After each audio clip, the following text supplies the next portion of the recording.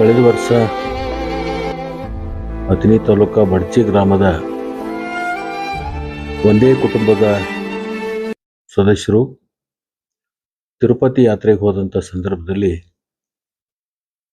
ರಸ್ತೆ ಅಪಘಾತದಲ್ಲಿ ಡ್ರೈವರ್ ಸಹಿತ ಸುಮಾರು 7 ಜನ ರಸ್ತೆ ಅಪಘಾತದಲ್ಲಿ ಮೃತಪಟ್ಟಿದ್ರು. ಆ ಕುಟುಂಬಕ್ಕೆ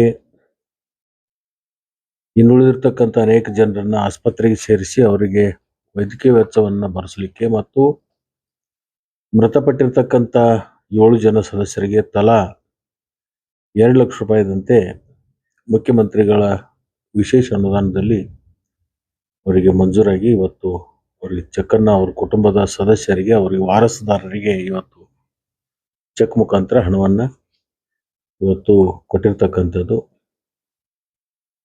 ಅವರು ತಿರುಪತಿ ಅನೇಕ ಕಡೆ ದರ್ಶನವನ್ನು ಮುಗಿಸ್ಕೊಂಡು ವಾಪಸ್ ಬರ್ತಕ್ಕಂಥ ಸಂದರ್ಭದಲ್ಲಿ ತಿರುಪತಿಯಿಂದ ಸುಮಾರು 40 ಕಿಲೋಮೀಟರ್ ಅಂತರದಲ್ಲಿ ಒಂದು ರಸ್ತೆ ಅಪಘಾತ ಆಗಿ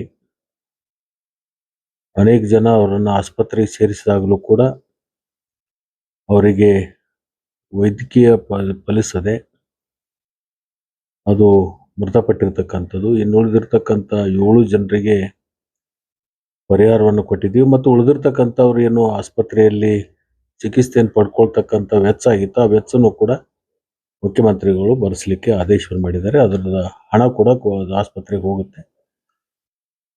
ಅಂದರೆ ಇದು ಒಂದು ಪರಿಹಾರ, ಸುಮ್ಮನೆ ತಾತ್ಪೂರ್ತಿಕವಾಗಿ ದುಃಖದಲ್ಲಿರ್ತಕ್ಕಂಥ ಕುಟುಂಬಕ್ಕೆ ಹಣವನ್ನು ಜೋಡಿಸ್ಲಿಕ್ಕೆ ತೊಂದರೆ ಆಗಬಾರ್ದು ಅಂತಕ್ಕಂಥ ವಿಚಾರದಲ್ಲಿಟ್ಕೊಂಡು ಇದು ಮಾಡಿರ್ತಕ್ಕಂಥದ್ದು. ಮತ್ತು ಮೃತಪಟ್ಟಿರ್ತಕ್ಕಂಥ ಎಲ್ಲ ಅವರ ಕುಟುಂಬದ ಸದಸ್ಯರಿಗೆ ದುಃಖವನ್ನು ಭರಿಸ್ತಕ್ಕಂಥ ಶಕ್ತಿಯ ಭಗವಂತ ದಯಪಾಲಿಸಲಿ. ಮೃತಪಟ್ಟಿರ್ತಕ್ಕಂಥ ಆತ್ಮಗಳಿಗೆ ಒಂದು ಚಿರಶಾಂತಿಯನ್ನು ಕೊಡಲಿ ಅಂತ ಹೇಳಿ ಆ ಭಗವಂತನಲ್ಲಿ ಪ್ರಾರ್ಥನೆ ಮಾಡ್ತಾರೆ.